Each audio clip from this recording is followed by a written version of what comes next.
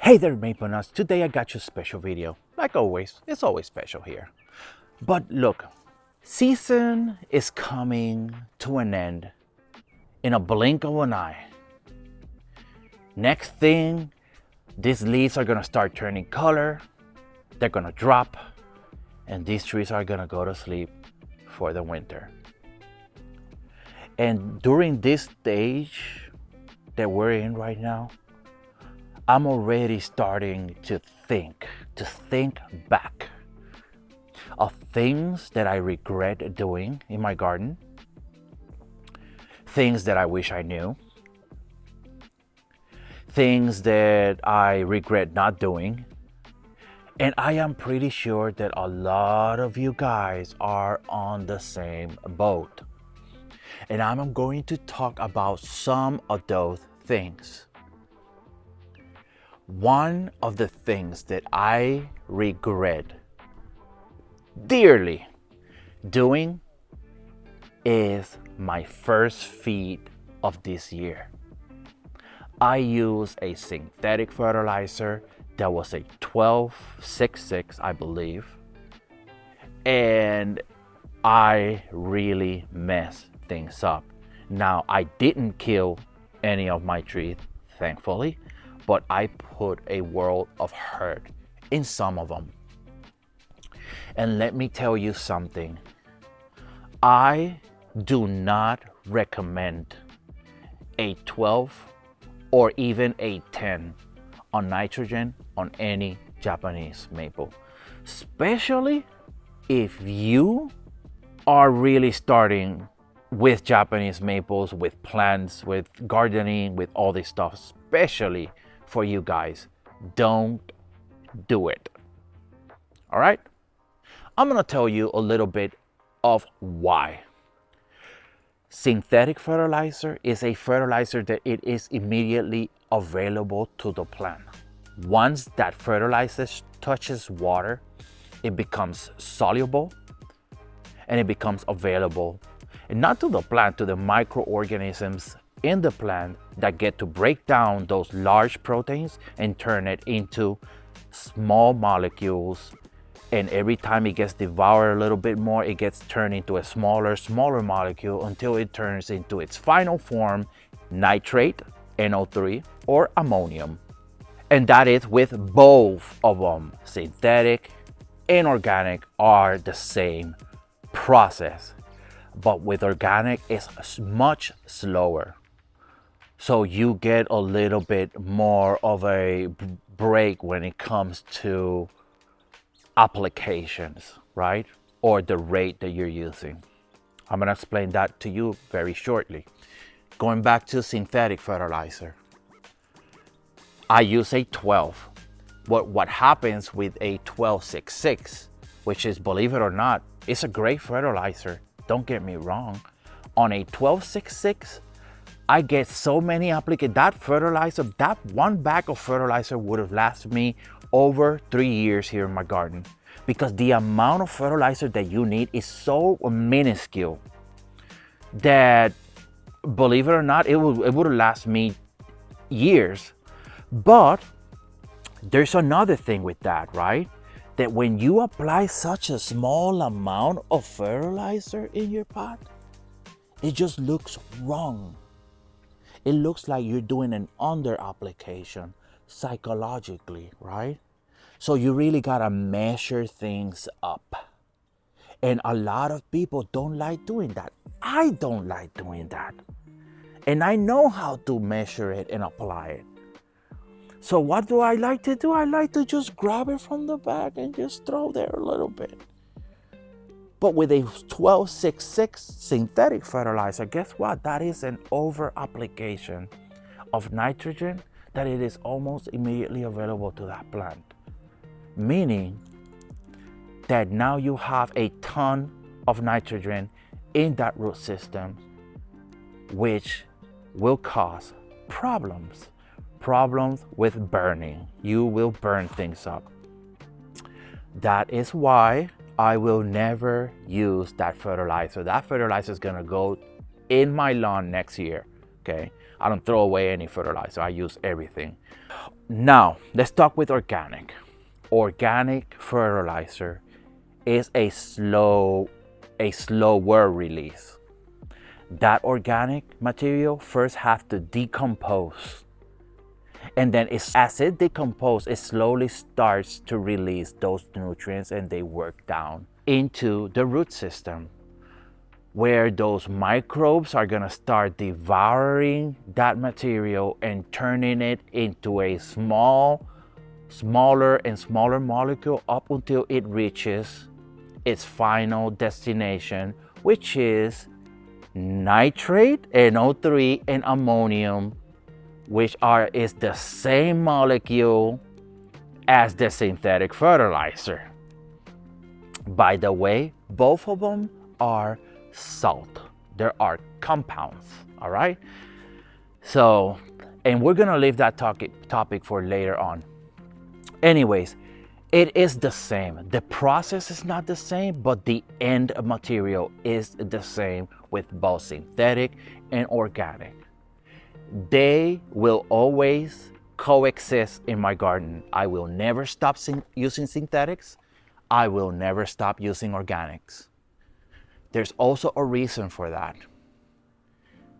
Try to find an organic fertilizer without phosphorus, and good luck. Okay? There's a company that claims that their fertilizer doesn't contain any phosphorus, but somehow it says low phosphorus. But then again, in the number says 0 on phosphorus. It's kind of contradicting. And if you want to get it shipped to your house, get ready to spend about $140 easily for that one bag of fertilizer. So yeah, I regret doing that. Now, what am I going to do to fix my problem, right? Because I'm giving you what I did. I have a plan. Next year, I'm using the Halotone fertilizer 434 as a first application. I want the phosphorus in my pot or in my plants as a first application. Now, I know that the movement of those nutrients are all different. The way that nitrogen moves through the soil and work its way down into the root system, and a lot of it will just leach out, right? It's different than phosphorus. Phosphorus will hang in that top layer of the soil for long periods of time. And when you start using a fertilizer that contains phosphorus a whole lot, guess what? You're just slowly creating an overage of phosphorus. Now, you won't notice this year or next one, and maybe next one, but eventually that phosphorus is gonna catch up to you, and your plants are gonna turn yellow, and you're gonna wonder what the hell is happening, and you're not going to know what it is, because there's a million things out there that can cause your plant to go yellow. A million. The only way to know would be by doing a soil test, and guess what? Most people don't do that stuff. They don't soil test their things. That stuff costs money, by the way, okay? People don't do that. People don't even know that you can do that. Okay, so that is why I cannot afford to run a full organic program on my garden. Therefore, this is where synthetic is gonna come in. Synthetic is going to be my number 2 and possibly my number 3 feeding application. Is going to be a synthetic product that contains absolutely no phosphorus, some potassium and nitrogen. Okay, that's going to be my second and third application for next year. That is my plan. I am going to see how it runs, and if it runs great, guess what? I'm going to let you guys know, hey, this program has worked for me. Please consider it. Now, there's a lot of things that also needs to be considered. I am in zone 8 alpha here in North Carolina. My feeding program is not going to be the same as your feeding program if you live in zone 4. It cannot, right? A lot of people right now, let's say just say Watertown, New York, Syracuse, up there, it's getting really cold up there. And these trees are gonna drop leaf within, I don't know. I don't even know if they're dropping right now, right? I'm not from there. I don't know what's happening up there. Therefore, I cannot give you, like right now, I can apply some Miracle Grow on my plant. I'll be fine. If you apply some fertilizer during winter, you're probably gonna run into problems. You're gonna activate your tree and it's supposed to be sleeping, right? You're gonna run into problems. So yeah, fertilizer. Wow, this lasted 11 minutes. Let's go with sun and shade. Sun and shade. What I kind of regret, I regret not having another one of those. And they're fairly cheap, by the way. I regret not putting another one right here. Regret it, totally regret it. So next year, guess what? I'm gonna put another one, okay? I'm gonna have a little bit more shade. Problems with I have right here in my garden is I have a sun problem or a shade problem. I have that. So I have seedlings right there. Those seedlings are aggressive, guys. They grow vigorous and they grow fast and aggressive. And I'm gonna use that in my advantage as a weapon. And I'm gonna put those puppies around random areas right here in order to provide some shade. I also have 3 green giants arborvitaes right there. $20 each. And then look at the size of these already. For 20 bucks? Look, $21.99 each. Look at that. It's almost as tall as I am. 3 green giants. I'm gonna put 2 and I'm gonna keep 1 as a spare. If I don't need the spare, guess what? I'll give it away as a present to someone here local, right? I'm gonna put 1 right here and I'm gonna put 1 around this area right here, okay? And just call it a day. That is my plan in order to start providing shade in my garden, all right? Kind of cool things up here because right now, look what I have. I have this concrete, guys. I can't do anything about it. I'm not gonna pay someone to break this concrete and take it away. It's gonna cost me a fortune. Plus, to tell you the truth, it kind of looks nice. The paint absorbs too much heat. It's a little bit on the dark side, so guess what? It gets blistering hot. I cannot walk barefoot here, right? I could walk barefoot in there, right? But not here. This section right here absorbs a lot of heat and it radiates that heat in my plants. Therefore, I have a big problem. Whatever the feel like temperature is here in this area, guess what? I gotta add 10, 15, maybe 20 more degrees. So yeah, sun. That is my plan in order to fix that. Water, let's talk about water. I regret and I wish I knew a little bit more about how to water Japanese maples. My people, Japanese maples cannot be watered every day or every other day unless you got a really bad heat spell, in which I suggest you guys go ahead and water as much as you can, right? Makes sense. If you don't have a heat spell, you do not need to water your trees so damn much. Back up on the water. Trust me that you're gonna have a lot more problems when you overcare for your trees than if you neglect them. Very rarely I see online a picture of a tree that is dying, that is sick, that it got some sort of disease, and it's due to neglect. It's not due to neglect, it's always overcare. Overcare is the #1 killer of plants.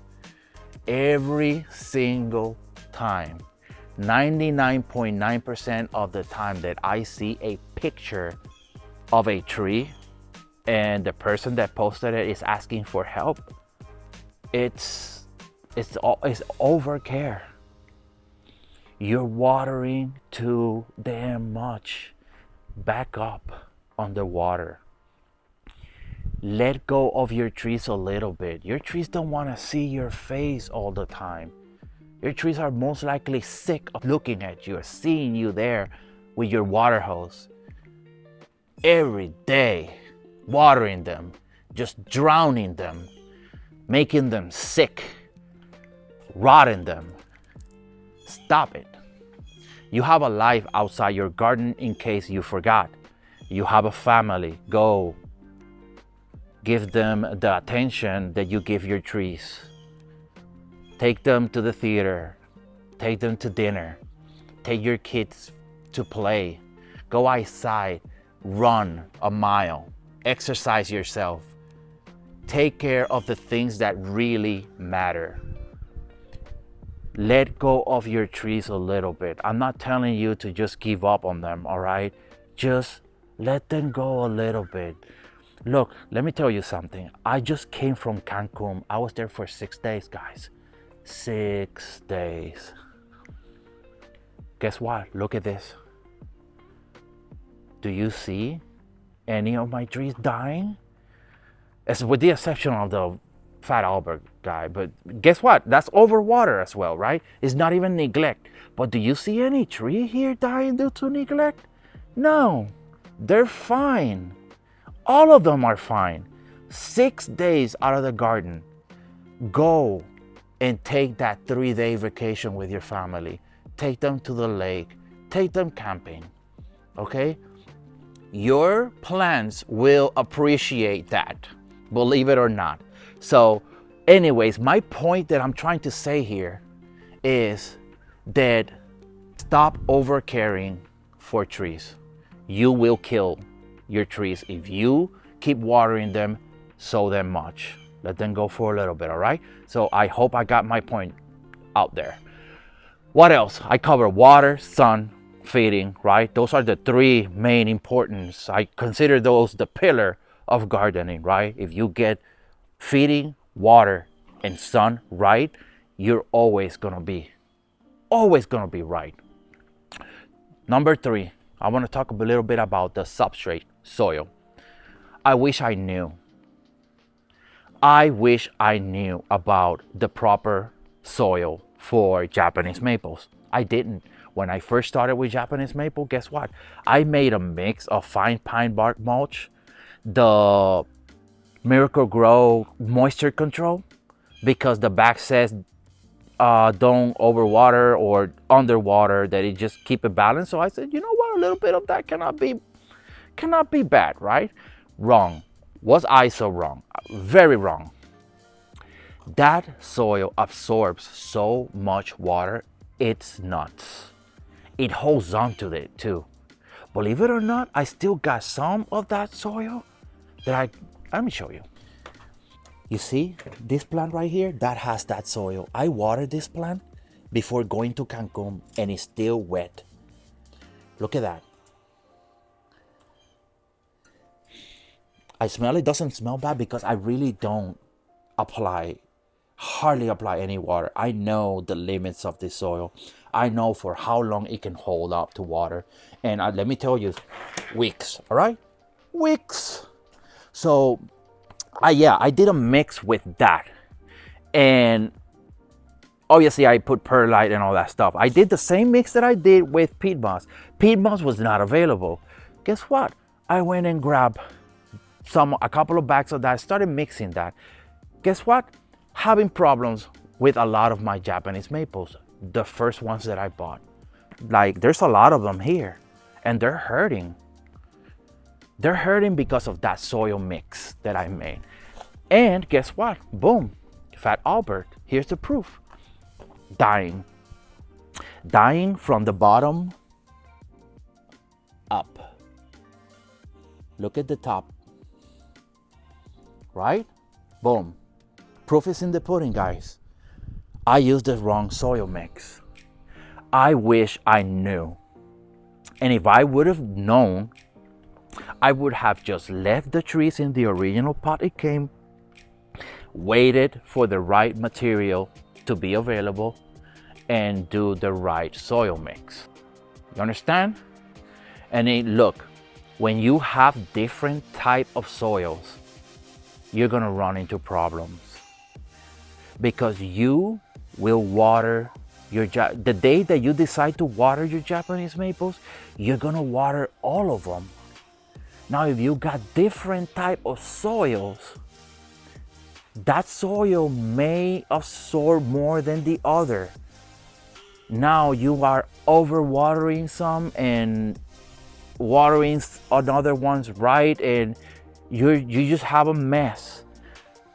What I highly suggest you to do is make your own soil and use that soil for all of your Japanese maples. That way, you're not checking each of them individually. You check one of them. If one of them is dry, guess what? Because you have the right soil mix, the other ones are going to be dry as well. Water all of them. You understand? You kind of create a balance in your garden.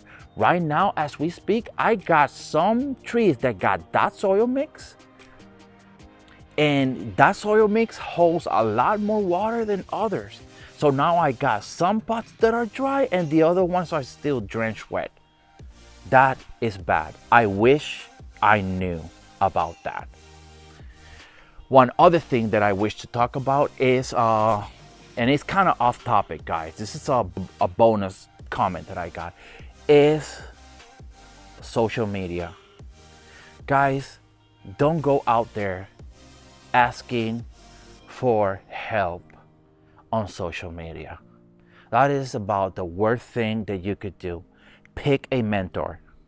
Pick someone, one person, or maybe 2 or 3 of them, and then that's it.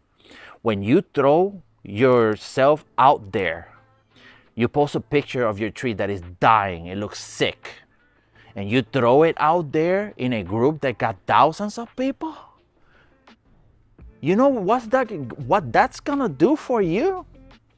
I'm gonna tell you something. Nothing good is gonna come out of that. You're gonna get a whole bunch of garden gurus that just started the other day, and they think they know everything, and they're gonna give you the wrong recommendation, and you're gonna end up killing that tree and most likely a lot more of yours. Stop. Pick a person that knows, a credible source. Because out there in the garden community, unfortunately, we got these cats that think that they know everything, and they don't know jack shit. They really don't. So pick 1, pick 2, or pick 3, and not more than that. When you post something in a group that got thousands of people, you're gonna get hundreds of different types of answers, and you're not even gonna know what to do. Some of them actually even kind of make sense, because they make it, when they write their stuff, they make it to where it kind of makes sense. It doesn't make sense really, but it kind of do. But you don't know that, and now you go and follow his advice, and now you kill your trees. You spend that money on product you didn't even need it in the first place. Like, let's say, neem oil. Neem oil is, let me tell you a little bit more about neem oil. Neem oil is crap. I got 2 bottles of neem oil. I have used it on pests. I have used it on disease. I have used it on fungi. You know what's the only thing that neem oil have done for my plants? Make them smell like shit. That's it. They have done nothing. I apply neem oil on insects. Guess what? Next day, they're still there. 2 days, 3 days, next week, they're still there. Neem oil don't do anything. It is a gimmicky, to me, it is a gimmicky product. I don't use it. I'll never use it in my garden. It's a waste of money. Okay? So, guess what? If you want to get rid of pests, get an insecticide. Spray it. Yeah, you're gonna kill everything, you're gonna kill the good insect and the bad insects are gonna go. That's why I kind of prevent to, like, look, if I don't have an infestation of pests, I don't spray. If I see an infestation, then I'll spray everything, and guess what? Everything gonna die. Everything will die. The good and the bad insects. And it sounds a little bad, but guess what? I'm not gonna lose my trees. It's the good insects' fault anyway. They should have taken care of the bad insects. They didn't do it, guess what? They all die. As bad as it sounds. Okay? So, yes, stop listening to social media. You will regret it. I promise you that. Okay? That's it. That is it, guys. I really have nothing else for you guys. I hope that you guys learned something from this video. Okay?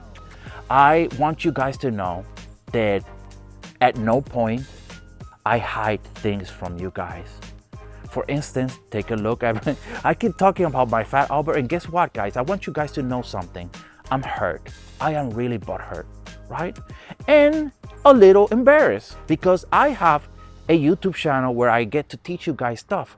But guess what? If I fail at something and I hide it from you guys, then what good am I to you guys? I'm doing you guys a disservice. This, I take it as a learning experience for me and for you. Plus, I gotta swallow my pride because my channel is not about me. My channel is about you guys. Now you get to learn something from this. Guess what? Stop overwatering. Use the right substrate. Use maybe a better pot. Maybe you will not run into the same problems that I did. So in my books, that is a win. If it helps you, if it helps 1, 2, 3 persons, guess what? It was worth it, all right? So with that, I got nothing else for you guys.